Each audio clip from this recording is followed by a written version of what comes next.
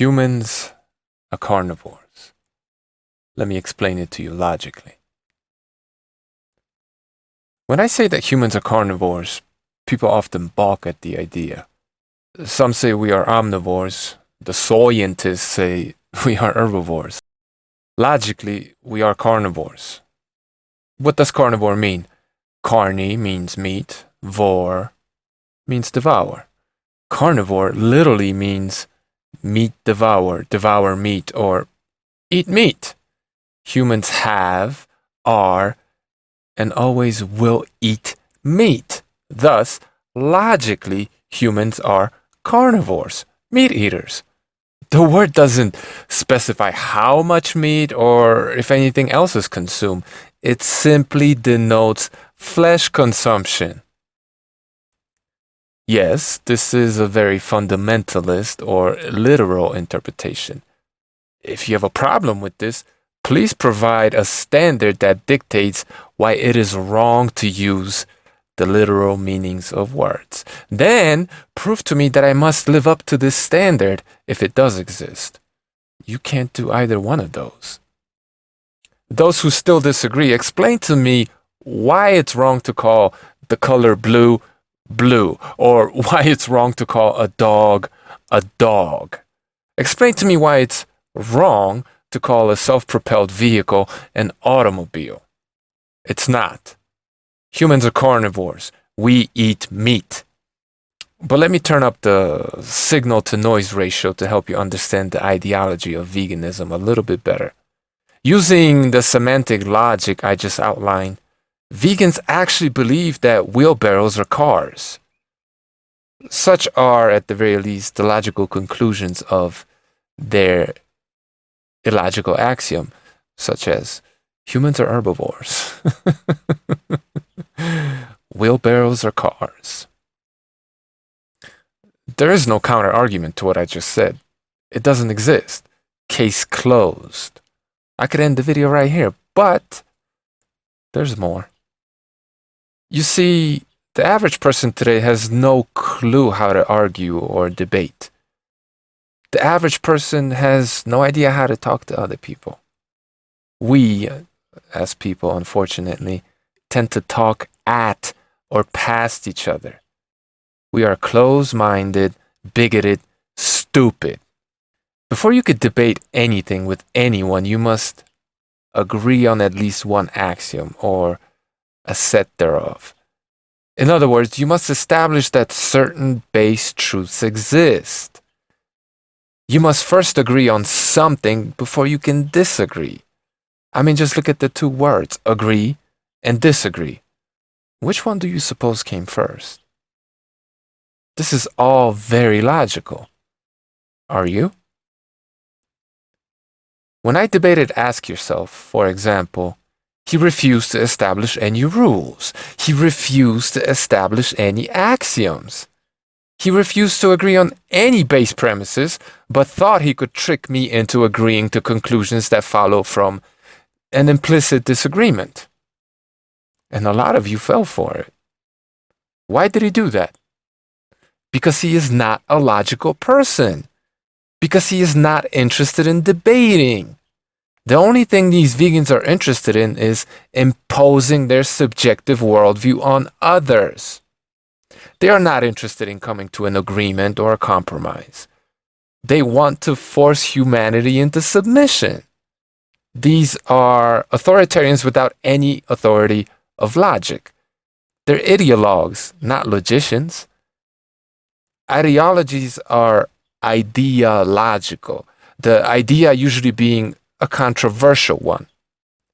If I don't agree that humans are equal to animals, which is the blatantly hidden axiom of veganism, I will never agree with the vegan ideology or the ill logic that follows from this ludicrous base idea or axiom, if you will.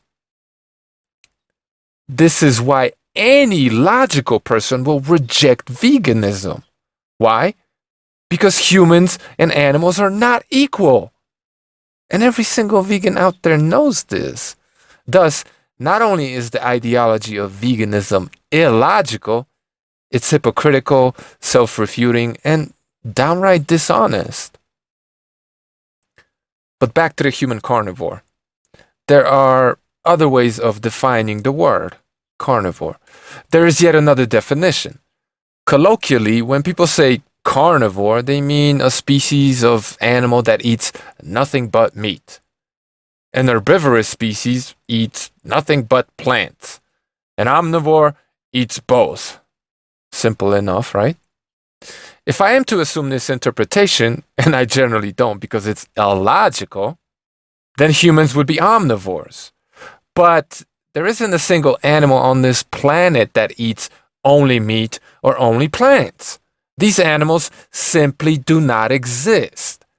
Thus, according to such vernacular, every animal is an omnivore. And if every animal is an omnivore, then carnivores and herbivores don't exist.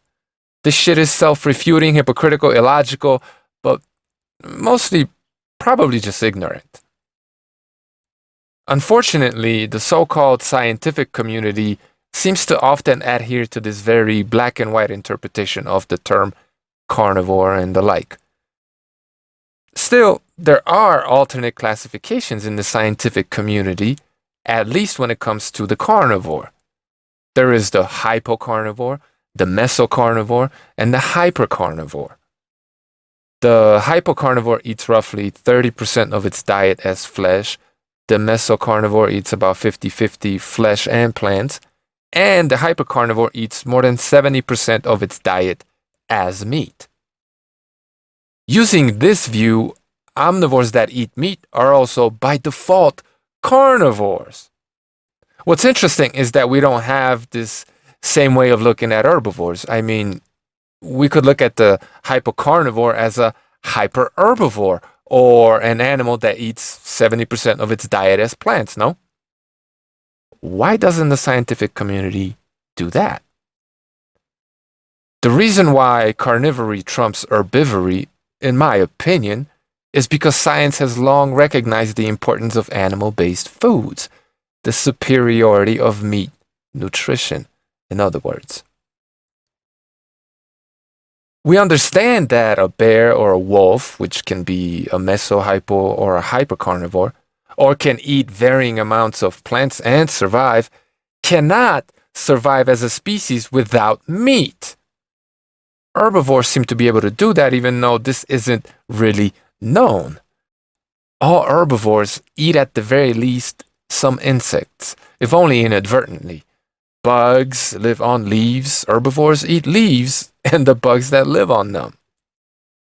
And occasionally, we have observed many of the so-called herbivores hunting and eating other animals. Could they survive as a species without ever eating any bugs or hunting? Probably. We cannot be sure, though. Science hasn't really answered this question, probably because it's never tried to. Then, there's yet another way of looking at the carnivore, the obligate carnivore and the facultative carnivore. The obligate carnivore derives all of its nutritional needs from meat. The facultative carnivore derives part of its nutrition from plants as well. Thus, in this view, the facultative carnivore is an omnivore. Humans, using this view, are omnivores and facultative carnivores at the same time. But again, even this so-called obligate carnivore, or the lion, does eat grass and will eat fruit if given a chance. All these obligate carnivores that rip into the guts of their herbivorous prey will eat nature's version of sauerkraut, if only inadvertently.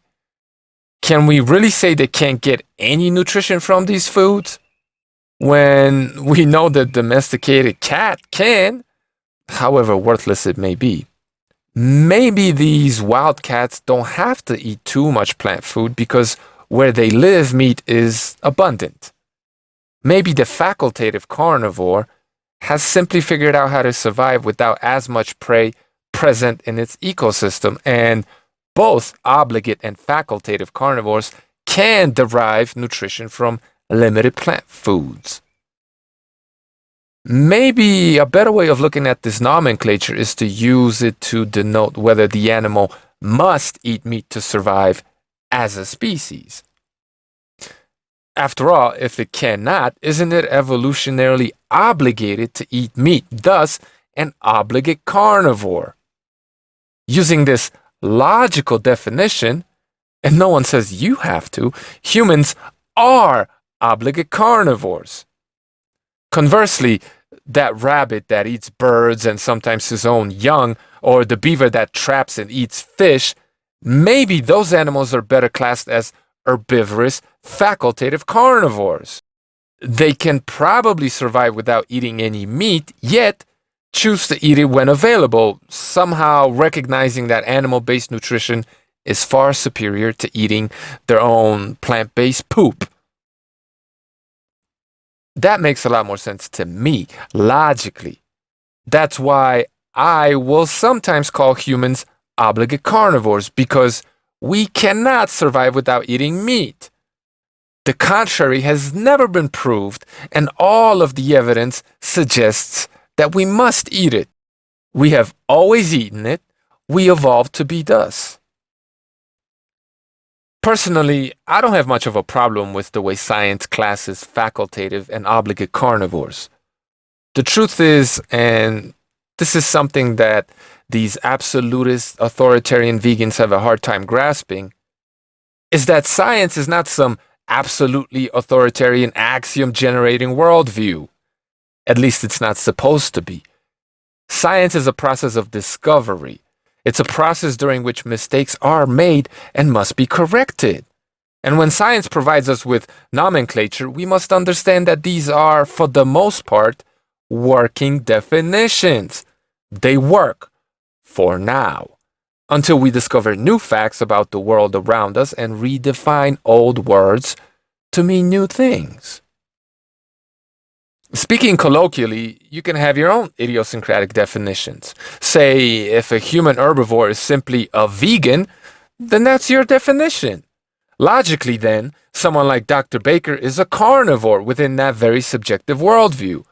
Thus, even then, it's still correct to say humans are carnivores, so long as you don't explicitly say all humans are carnivores. I can get down with this definition for the sake of an argument. It's not illogical. However, it says nothing about our physiology or what the healthiest diet for the human species may be. The point of this video is that we don't know everything, but we act like we do. That's where bigotry comes from. When I call humans carnivores, the people say I am wrong are either not listening to me define this term, or can't be fucked to ask what I mean when I say this. They're bigots, dumb fuck know-it-alls. They have no clue how to argue or how to debate. They just assume that their own subjective worldview is somehow objective. Just like vegans or any of these so-called SJWs. They probably couldn't even define the difference between subjective and objective, meaning they can't possibly understand it. I can use any definition I want in any given context, and so long as it is logical, you cannot say it isn't. And if you want to debate what I say, you must first understand what I mean when I say it. You must stand under my definition, dummy. If you have your own definition, so long as it is logical, no one can logically question it. Feel free to disagree with my view of the world, but don't tell me that I must submit to yours because you say so, because that makes you a bigot or a vegan. What's the fucking difference? Hi everyone, so today I wanted to talk about my experience with eating like 5,000–6,000 calories a day. Basically the symptoms are, oh shit, I'm fat. When I'm, yeah, well, I mean, oh shit, I'm fat.